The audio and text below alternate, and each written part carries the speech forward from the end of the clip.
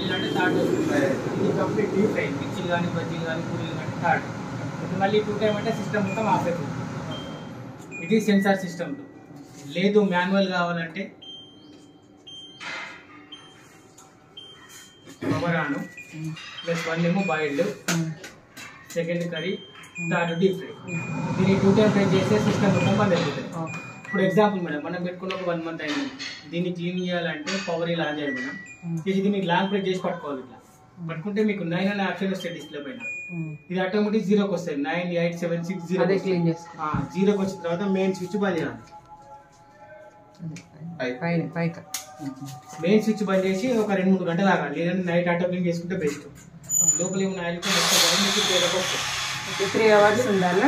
తీసేస్తే నైట్ పెట్టుకుంటే బెస్ట్. ఇంకా ఆటో క్లీన్ నైట్ పెట్టుకుని మళ్ళీ తీసేస్తే తుడవడమేనా వాటర్తో క్లీన్ ఇట్లా 5 గంటలు తీసి వాచ్